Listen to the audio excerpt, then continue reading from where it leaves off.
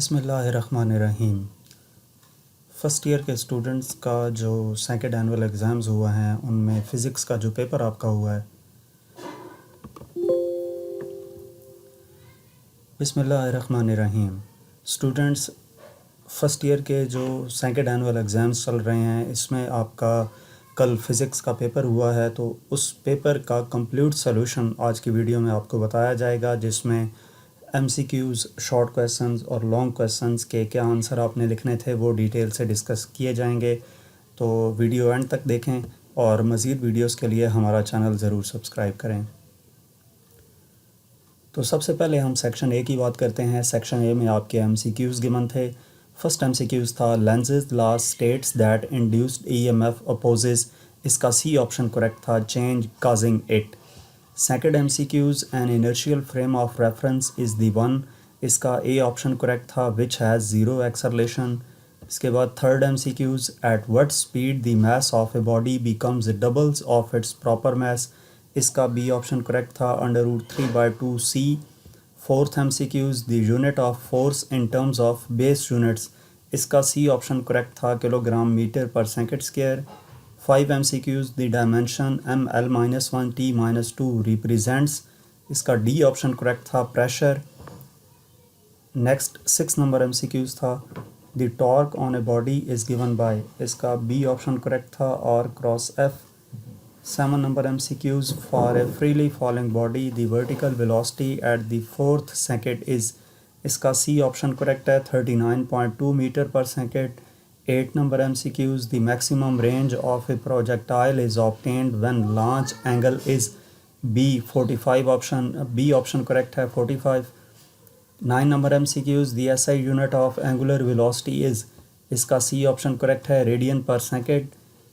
10 number MCQs the centripetal force for a body of mass m moving with speed v is a circle of radius r is। इसका भी C option correct है, mv²/r। 11 number MCQs the work done by a gas at constant pressure is given by। इसका D option correct है, P delta V। 12 number MCQs the first law of thermodynamics is। इसका B option correct है, Q = delta U plus W। 13 number MCQs the Doppler effect explains the change in। इसका D option correct है, frequency। MCQ number 4 for constructive interference path difference delta X should be. इसका B option correct है, n lambda. 15 number MCQs electric field intensity E is defined as. इसका A option correct है, F/Q। 16 number MCQs a 10 ohm resistor connected across a 10 volt battery power is. इसका C option correct है, 10 watt. And 17 number MCQs magnetic field phi through surface area A is. इसका D option correct है, B.A। तो 17 आपके MCQs given थे। इसके बाद next हम जाते हैं सेक्शन बी की तरफ। सेक्शन बी में शॉर्ट क्वेश्चंस गिवन थे। फर्स्ट शॉर्ट क्वेश्चन क्या है, drive the relation for centripetal acceleration of a body moving in a circle of radius r with velocity v।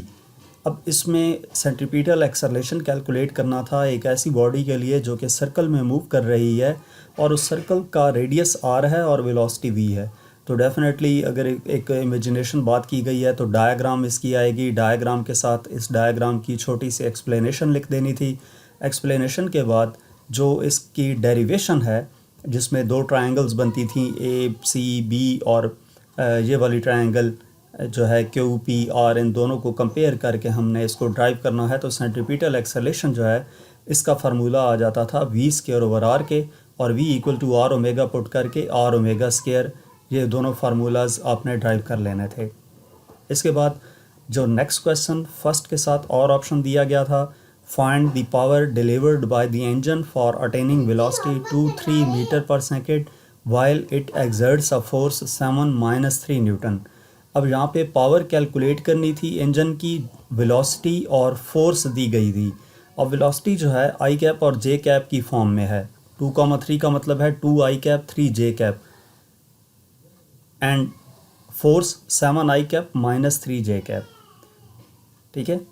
अब 2 और 3 का मतलब ये है कि 2 units along x axis and 3 units along y axis. तो बेसिकली यहाँ पे डाटा में हमने पावर कैलकुलेट करनी है, जो वेलोसिटी दी गई है v, इसको 2i प्लस 3j कैप लिख देना था, फोर्स को 7i plus minus 3j cap लिख देना था, पावर का फार्मूला अप्लाई करना था आपने, P equal to F dot V होता है, तो एफ वी को हमने मल्टीप्लाई कर देना था और ये हमारे पास पावर आ जानी थी डायरेक्ट 5 वाट।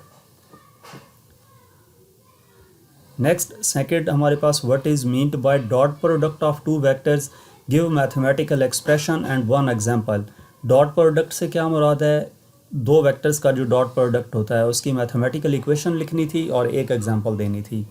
तो डॉट प्रोडक्ट की डेफिनेशन लिख देनी थी। डॉट प्रोडक्ट को हम स्केलर प्रोडक्ट कहते हैं। स्केलर प्रोडक्ट की डेफिनेशन लिखने के बाद इसका मैथमेटिकल फार्मूला है और एक एग्जांपल दे देनी थी कि ये जो है जैसे कि वर्क डन है, वर्क क्या है हमारे पास डॉट प्रोडक्ट या स्केलर प्रोडक्ट है। नेक्स्ट हमारे पास नेक्स्ट सेकंड क्वेश्चन का और ऑप्शन दिया गया था, derive P V equal to K N T for an ideal gas. ये फार्मूला ड्राइव करना था तो आपने इसका स्टार्ट लेना था आइडियल गैस लॉ इक्वेशन के मुताबिक P V equal to N R T, और इसको आपने जो भी फाइनलाइज करना था, इसमें जो टर्म्स पुट करनी थी वो पुट करने के बाद आपने इसको प्रूव कर देना था P V equal to N K T. Next जो है क्वेश्चन नंबर 3 था, differentiate between constructive and destructive interference of waves. तो आपने दो कॉलम्स बनाकर कंस्ट्रक्टिव इंटरफेरेंस और डिस्ट्रक्टिव इंटरफेरेंस को डिफ्रेंशिएट कर देना था। यहाँ पे आप देख सकते हैं मैंने 5 पॉइंट्स लिखे हुए हैं, 4 points and 5th example diagram. तो आपने इनमें से मिनिमम 3 पॉइंट्स लाजमी लिखने थे क्योंकि क्वेश्चन जो है वो 3 मार्क्स का था। नेक्स्ट थर्ड क्वेश्चन का जो और ऑप्शन दिया गया था, a rabbit jumps over an object 0.7 metre high, considering just its vertical motion, calculate its vertical speed when it leaves the ground, how long a time it stays in the air. ये जो है numerical है, ये numerical आपकी book से ही दिया गया था। आइथर एग्जाम्पल हो सकती है उस चैप्टर की, असाइनमेंट हो सकती है या न्यूमेरिकल हो सकता है। आई थिंक एग्जाम्पल थी और उसमें जो बुक में है वहाँ पे यहाँ पे कैंगरू की बात की गई है जबकि इसमें रैबिट की बात कर दी गई है। बस इतनी सी चेंजिंग्स हैं और बाकी भी आगे जो इस पेपर में आपके न्यूमेरिकल्स इंक्लूड हैं, चाहे शॉर्ट क्वेश्चंस में चाहे लॉन्ग क्वेश्चंस में, तो मैंने वो देखा है कि वो एज़ इट इज़ उन्होंने स्टेटमेंट्स कॉपी की हैं, कोई नई चीज़ नहीं दी। वही एक दो न्यूमेरिकल में उन्होंने जस्ट वैल्यूज़ चेंज की हैं, जैसे अगर कि किसी जगह पे 0.3 न्यूटन था तो वहाँ पे 0.2 न्यूटन कर दिया, इस तरह करके जस्ट वैल्यू चेंज किया है, otherwise procedure as it is सारे का सारा सेम था। तो मैं इसी वजह से स्टूडेंट्स को कहता होता हूँ कि न्यूमेरिकल जो है उसको ना छोड़ा करें, आप स्टेटमेंट की मदद से डाटा लिखें, फार्मूला आपको पेपर में दिया गया होता है, वो वैल्यूज़ पुट करें तो आंसर आ जाता है। तो इसको आपने कैसे सॉल्व करना था, स्टेटमेंट की मदद से डाटा नोट कर लेना था। डाटा में आपको हाइट गिवन थी, फाइनल वेलोसिटी 0 थी, इनिशियल वेलोसिटी कैलकुलेट करनी थी, टाइम कैलकुलेट करना था। तो इसके लिए आपने थर्ड इक्वेशन ऑफ मोशन का सहारा लेकर कैलकुलेट कर लेना था इनिशियल वेलोसिटी को 3.7 मीटर पर सेकेंड, और उसके बाद final velocity first equation of motion की मदद से फाइंड कर लेनी थी, वो कितनी आ जाती। जो फाइनल वेलोसिटी नहीं, टाइम आपने कैलकुलेट करना था तो वो फर्स्ट इक्वेशन ऑफ मोशन की मदद से टाइम 0.76 सेकेंड आ जाता है। इसके बाद फोर्थ शॉर्ट क्वेश्चन था, briefly describe the terms stress, strain and Young's modulus. Stress, strain और यंग्स मॉडुलस की आपने डेफिनेशन विथ फार्मूला लिख देना था, तो ये इसमें काफ़ी था क्योंकि अगर आप एक एक डेफिनेशन ही लिख देते हैं तो तीनों का एक एक नंबर बन जाता है, तो आपने इसकी डेफिनेशन और फार्मूला साथ लिख देना था। नेक्स्ट क्वेश्चन नंबर 4 का और ऑप्शन जो दिया गया था, इसमें क्या है, briefly explain the applications of Doppler effect in radar and astronomy. Radar और एस्ट्रोनॉमी डॉपलर इफेक्ट कैसे काम करता है, तो रडार और एस्ट्रोनॉमी पे डॉपलर इफेक्ट का जो रोल है वो 2 से 3 लाइंस में आपने एक्सप्लेन कर देना था। नेक्स्ट क्वेश्चन नंबर 4 का जो और ऑप्शन दिया गया था, क्वेश्चन नंबर 5 था। क्वेश्चन नंबर 4 का और ऑप्शन हम पीछे क्वेश्चन में देख चुके हैं, ये वाला क्वेश्चन नंबर 5 जो है इसमें क्या कहा गया है, what is meant bye elastic potential energy, give its mathematical form. Elastic potential energy से क्या मुराद है, मैथमेटिकल फॉर्म इसकी लिखनी है। तो इलास्टिक पोटेंशियल एनर्जी की डेफिनेशन लिखने के बाद आपने इसका फार्मूला लिख देना था। नेक्स्ट हमारे पास क्वेश्चन नंबर 5 का और ऑप्शन था, A projectile is launched horizontally from the top of a 50-meter high cliff and lands at a distance of 20 meter from the base of the cliff. Determine the magnitude of the launch velocity. तो ये भी numerical जो है ये आपकी either chapter 3 जो है projectile motion वाला उसकी एग्जांपल थी जो बुक में चैप्टर के अंदर दी गई हैं, या न्यूमेरिकल था। और ये एज इट इज़ है, इसमें आई थिंक जस्ट हाइट थोड़ी सी चेंज की है, बाकी ये एज इट इज़ था। तो इसमें आपने उसी प्रोसीजर को फॉलो करते हुए y और x की वैल्यूज़ दी गई हैं, वेलोसिटी कैलकुलेट करनी है। तो पहले इसके लिए हम क्या कैलकुलेट करते हैं, टाइम कैलकुलेट करते हैं। टाइम कैलकुलेट करने के बाद इसमें आपने जो इनिशियल v कैलकुलेट करनी है। v क्या है, magnitude of launch velocity.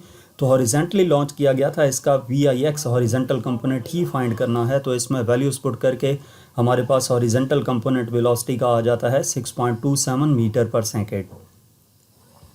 Next 6 number short question था, the energy of photon is given by E equal to HF, find the dimensions of Planck's constant H where F is frequency. Very easy, आपके first chapter के जो short questions हैं उसमें ये दिया गया है कि प्लैंक्स कांस्टेंट की डायमेंशंस कैलकुलेट करें। तो इसमें आपने E इक्वल टू HF से H equal to E over F करके डायमेंशंस पुट करनी थी, तो ये आपके पास ड्राइव हो जाना था। अगर E की डायमेंशन आपको डायरेक्ट नहीं याद तो एनर्जी है ये, kinetic energy, potential energy, elastic potential energy, किसी भी एनर्जी के फार्मूले से आप जब इसकी डायमेंशंस कैलकुलेट करते तो वो यही आनी थी। और फ्रीक्वेंसी टाइम पीरियड का इन्वर्स होता है, तो इसकी ये डायमेंशंस थी, इसमें पुट की तो ये सिंप्लीफाई होके प्लैंक्स कांस्टेंट की डायमेंशन ml² T-1 आ जाती हैं। नेक्स्ट क्या है हमारे पास, क्वेश्चन नंबर 6 का और ऑप्शन दिया गया था, point source of sound emits sound energy at a rate of 15 watt, calculate the intensity of sound at a distance of 4 metre from the source. तो ये भी आपका जस्ट न्यूमेरिकल था, और ये भी पेपर आपकी बुक की as it is statement copy की गई थी न्यूमेरिकल की। P equal to 15 watt, I calculate करना है और R की वैल्यू दी गई है। तो I equal to P over A, इसमें आपने वैल्यूज़ पुट करनी थी, तो आपके पास I आ जाना था 0.074 watt per square metre. Next question number 7 था, a ball of mass 120 gram is released from a height of 30 metre if the ball encounters an air resistance of 0.3 newton, find the kinetic energy of the ball just before striking the ground. तो ये numerical भी आपकी book में दिया गया था, जिसमें just थोड़ी सी वैल्यू चेंज है। आई थिंक यहाँ पे 0.2 न्यूटन था और ये 0.3 न्यूटन कर दिया, और ये आई थिंक 100 ग्राम था तो इसको 120 ग्राम कर दिया।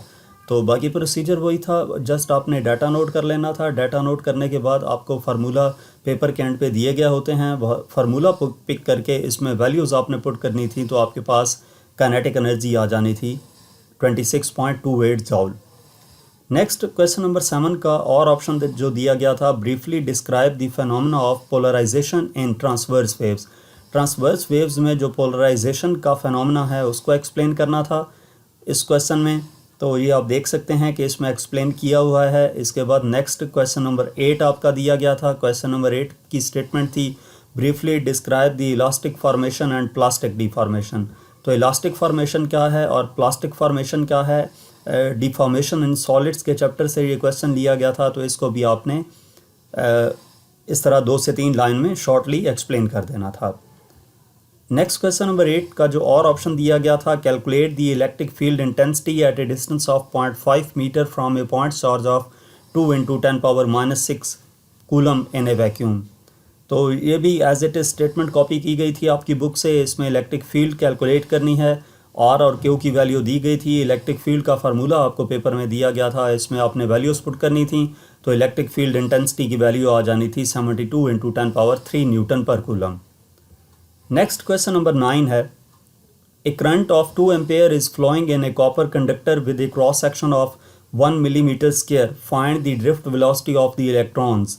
अब ये न्यूमेरिकल भी आपकी बुक में एज इट इज़ दिया गया था। इसमें जस्ट उन्होंने शायद यहाँ पे 1 सेंटीमीटर स्क्वायर था तो 1 मिलीमीटर स्क्वायर कर दिया, और यहाँ पे आई थिंक 5 एम्पेयर था, जस्ट वैल्यूज़ थोड़ी सी चेंज की हैं, बाकी सारा प्रोसीजर वही है। स्टेटमेंट एज इट इज़ ली गई है। आपने I और A आपको दिया गया है, ड्रिफ्ट वेलोसिटी कैलकुलेट करनी थी, और N की वैल्यू भी दी गई है। तो पेपर में आपको फार्मूला दिया गया था, आपने उस फार्मूले में वैल्यूज़ पुट करके इसको सिंप्लीफाई करना था। तो ड्रिफ्ट वेलोसिटी की वैल्यू आ जाती 1.4 इंटू 10⁻⁻⁴ मीटर पर सेकेंड। इसके बाद 9 क्वेश्चन का जो और ऑप्शन दिया गया था, drive the formula for kinetic energy using the equations of motion. Kinetic energy का फार्मूला ड्राइव करना था इक्वेशन ऑफ मोशन को यूज़ करते हुए। तो आपने third equation of motion 2as = vf² - vi² से इसको सॉल्व करना था, जिसमें एक्सेलरेशन F = ma के फार्मूले से a = -f/m के इक्वल आता, क्योंकि मोशन जो है वो अपोज्ड हो रही है तो a नेगेटिव आता। और फाइनल वेलोसिटी 0, क्योंकि ये ऊपर डिस्क्राइब किया है कि बॉडी जो है वो मूव कर रही है और कुछ टाइम के बाद स्टॉप हो जाएगी। तो स्टॉप होगी तो एक्सेलरेशन क्या होता है, अपोजिट टू दी मोशन होता है, इस वजह से नेगेटिव साइन आया। फाइनल वेलोसिटी 0 होगी क्योंकि ऑब्जेक्ट स्टॉप कर जाएगा। और इसको सिंप्लीफाई करके Fs = 1/2 mv² आता। Fs हमारे पास क्या है, वर्क डन, और वर्क डन काइनेटिक एनर्जी की सूरत में होता है, तो Ke = 1/2 mv² काइनेटिक एनर्जी का फार्मूला ड्राइव हो जाना था। नेक्स्ट क्वेश्चन नंबर 10 आपको दिया गया था और उसकी स्टेटमेंट थी, find the efficiency of A heat engine operating between 427 degree centigrade and 27 degree centigrade. Efficiency calculate करनी थी हीट इंजन की, जो कि ऑपरेट कर रहा था 2 टेम्परेचर्स के दरमियान, और ये भी आपको एक्सरसाइज से ही लिया गया था। एफिशिएंसी फाइंड करने के लिए आपको न्यूमेरिकल दिया गया है। टेम्परेचर T1 उसको केल्विन में कन्वर्ट कर लेना था, T2 को केल्विन में कन्वर्ट कर लेना था, और एफिशिएंसी इसमें कैलकुलेट करनी थी। एफिशिएंसी का फार्मूला जो है वो भी आपको पेपर में दिया गया था, 1 - T2/T1। इसमें जस्ट वैल्यूज़ आपने पुट करनी थी, तो एफिशिएंसी आपके पास आ जाती 0.572। और अगर परसेंटेज एफिशिएंसी कहा जाती तो इसको 100 से मल्टीप्लाई करते तो ये 57.2% आ जाता। नेक्स्ट 10th क्वेश्चन की जो और ऑप्शन में स्टेटमेंट दी गई थी, the electric field at a point due to a point charge is 26 newton per coulomb and the electric potential at that point is 13 joule per coulomb. Calculate the distance of the point from the charge. अब ये भी as it is आपकी book से उठाया गया था, I think example है या न्यूमेरिकल है, क्योंकि मैक्सिमम जितने भी मैंने आप ये न्यूमेरिकल इस पेपर के अंदर देखे हैं वो या तो एग्जाम्पल से लिए गए हैं या फिर न्यूमेरिकल स्टेटमेंट ली गई है, और as it is statement copy की गई है। अगर किसी ने चेंज भी किया है तो कोई 1-2 वैल्यूज़ को चेंज किया हुआ है जस्ट, लेकिन ये statement as it is with values copy की गई थी। और इसमें जो इलेक्ट्रिक फील्ड है वो दी गई थी, इलेक्ट्रिक पोटेंशियल दिया गया था, आर की वैल्यू कैलकुलेट करनी थी। तो अब फार्मूला आपको पेपर में दिए गए थे, आपने इसमें वैल्यूज़ पुट करके सॉल्व कर लेना था। बहुत इजी क्वेश्चन था। आर आपके पास आ जाता है 0.5 मीटर। नेक्स्ट 11 नंबर क्वेश्चन की स्टेटमेंट थी, determine the relationship for maximum height of A projectile. Maximum height जो है प्रोजेक्टाइल की, उसके लिए आपने इक्वेशन ड्राइव करनी थी। तो जो डेरिवेशन है प्रोजेक्टाइल मोशन में, जिसमें maximum height of projectile calculate करते हैं, वो सारी डेरिवेशन आपने इसमें लिख देनी थी। और इसमें क्या आ जाता, ये आपके पास हाइट का फार्मूला आ जाता है, H = v0² sin² θ/2g। ये क्या आ जाता, हाइट का मैक्सिमम हाइट का फार्मूला आ जाता। इसके बाद क्वेश्चन नंबर 11 का और ऑप्शन दिया गया था, differentiate between conservative and non conservative forces. तो कंजर्वेटिव और नॉन कंजर्वेटिव फोर्सेस के दरमियान आपने डिफरेंस लिखना था। यहाँ पर मैंने आपको 5 डिफरेंस बता दिए हैं। मिनिमम आपने पेपर में 3 डिफरेंस लाजमी लिखने होते हैं। और इसके साथ ही हमारा चैनल ज़रूर सब्सक्राइब करें, क्योंकि मैं इस चैनल पर जितनी मेहनत कर रहा हूँ वो आपके सामने है। तो अगर आपको इससे फ़ायदा हो रहा है तो लाजमी मेरा चैनल सब्सक्राइब करें।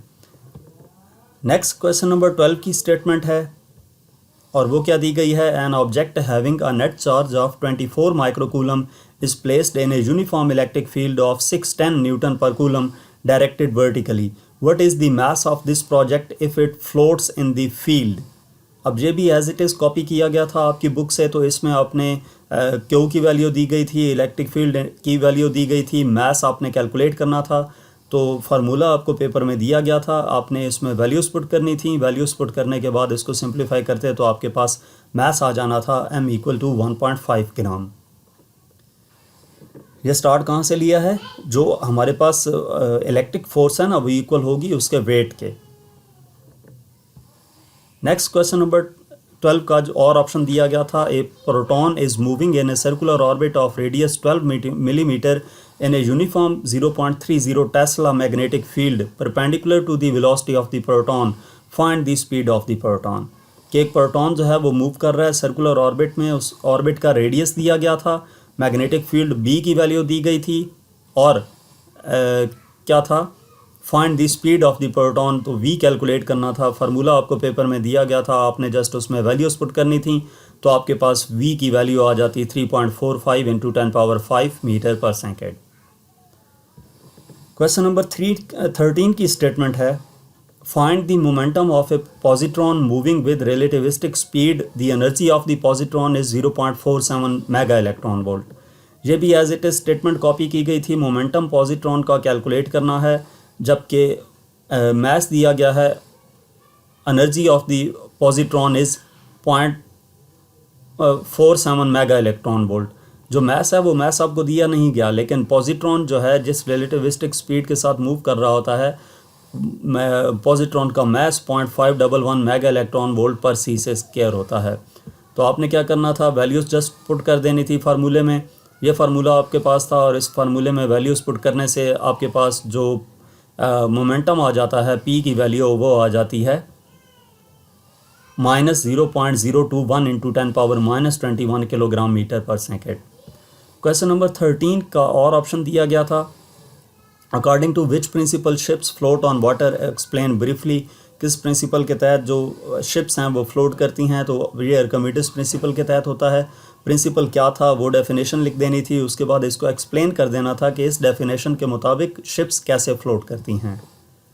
इसके बाद क्वेश्चन नंबर 14 लास्ट क्वेश्चन इस पेपर में दिया गया था, distinguish between crystalline and amorphous solids. तो क्रिस्टलाइन और अमरफस सॉलिड्स में यहाँ पे मैंने 5 पॉइंट्स लिख दिए हैं, इनमें से कम आपने 3 पॉइंट्स पेपर में लिख देने थे। और इस लास्ट क्वेश्चन का और ऑप्शन दिया गया था, और ऑप्शन में क्या दिया गया है, calculate the resistance of wire 15 metre long that has a diameter of 1.5 millimetre and resistivity 2.63 into 10⁻⁻2 ohm metre. ये भी आपकी बुक से as it is statement copy की गई है। इसमें आर आपने कैलकुलेट करना था, एल की वैल्यू दी गई थी, डायामीटर दिया गया था और इस डायामीटर की मदद से आपने रेडियस कैलकुलेट करना था। जस्ट इसमें डायामीटर को चेंज किया गया था, उसमें डायामीटर आई थिंक 2 था और इसमें 1.5 मिलीमीटर कर दिया।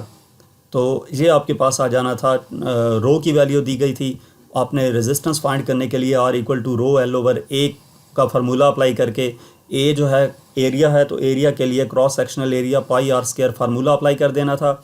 इसमें आपने वैल्यूज़ पुट करनी थी, तो R की वैल्यू आपके पास आ जाती 2.216 इंटू 10⁻4 ओम।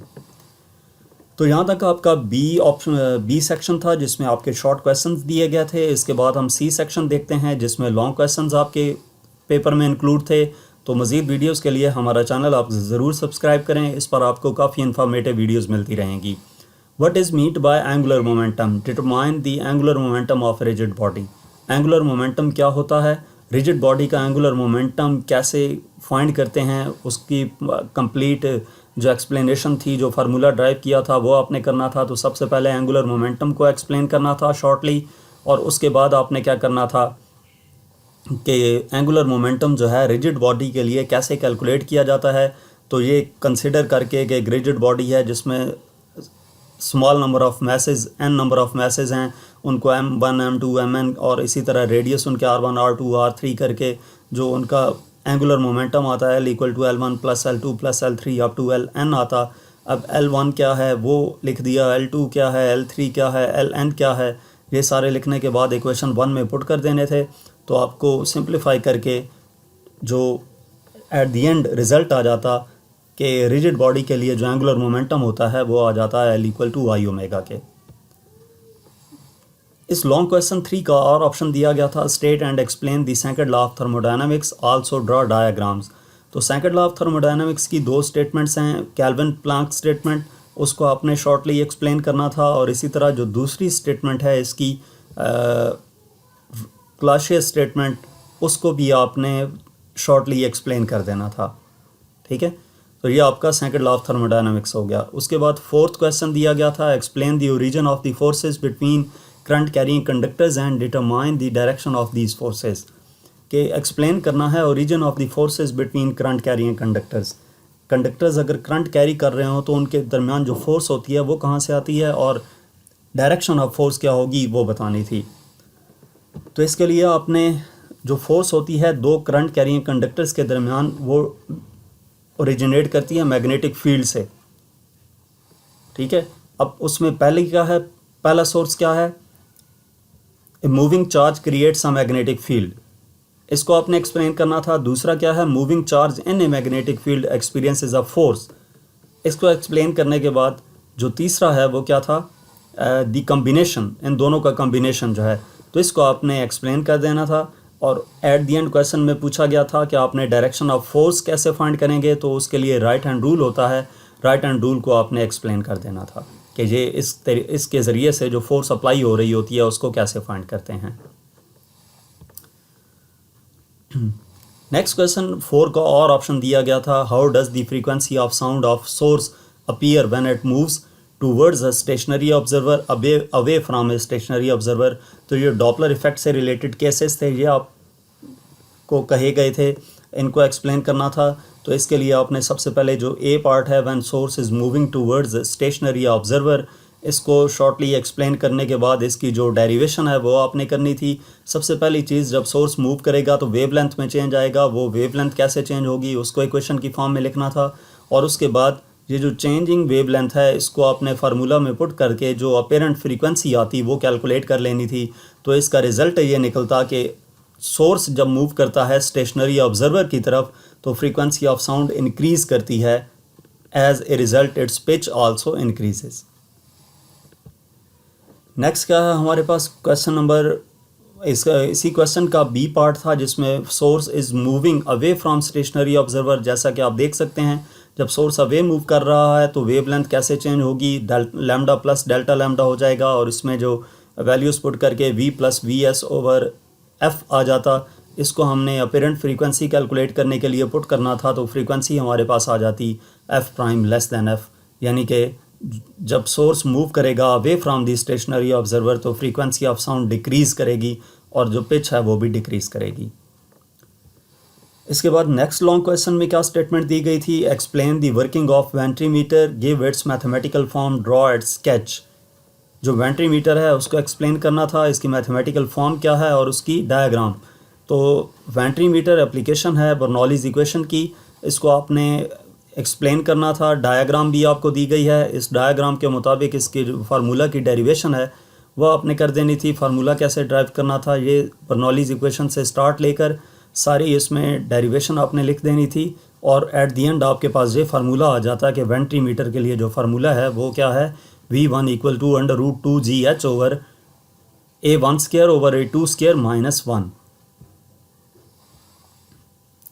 नेक्स्ट क्वेश्चन नंबर 5 का और ऑप्शन जो है उसमें स्टेटमेंट दी गई थी, what is meant bye quark, explain the quark family of particle. Quark का क्या मतलब है और क्वार्क फैमिली डिस्क्राइब करनी थी, तो क्वार्क की आपने डेफिनेशन लिख देनी थी। क्वार्क फैमिली क्या होती है, क्वार्क फैमिली तीन जनरेशन्स पर मुश्तमिल होती है। जनरेशन 1 में जो है building blocks of ordinary matter हैं, और बिल्डिंग ब्लॉक्स ऑफ जो ऑर्डिनरी मैटर हैं इसमें अप क्वार्क आ जाता है और डाउन क्वार्क आ जाता है। इसके बाद जो जनरेशन 2 है इसमें क्या था, हैवियर और अनस्टेबल है, और इसमें जो क्वार्क्स इंक्लूड होते हैं वो चार्म क्वार्क और स्ट्रेंज क्वार्क्स हैं। और इसके बाद जनरेशन 3 है हैवीएस्ट एंड मोस्ट अनस्टेबल, इसमें टॉर्क क्वार्क और बॉटम क्वार्क इंक्लूड थे। तो ये आपने जो इनकी है फैमिली, क्वार्क्स फैमिली, इसको आपने एक्सप्लेन कर देना था इस तरीके से। इसके साथ साथ हाइड्रॉन्स का भी आपने जिक्र सुना होगा, तो उसको भी शॉर्टली बता देना था कि हाइड्रॉन्स जो हैं वो किस तरीके से बनते हैं।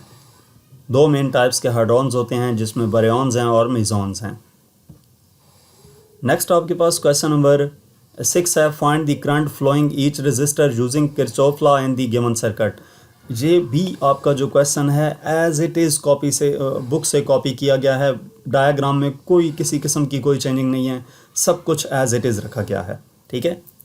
तो इसको आपने कैसे करना था, इसके लिए अपने किरचॉफ्स लॉ अप्लाई करके पहले लूप 1 को सॉल्व कर लेना था, इसके लिए एक इक्वेशन आ जाती। फिर लूप 2 के ऊपर आप अप्लाई करते किरचॉफ लॉ, तो इसके लिए दूसरी इक्वेशन आ जाती। इन दोनों इक्वेशंस को सॉल्व करना था, तो आपका क्या आ जाता है, I1 और I2 की वैल्यू आ जाती। पहले आपने I1 कैलकुलेट कर लेना था और उसके बाद आपने I2 कैलकुलेट कर लेना था।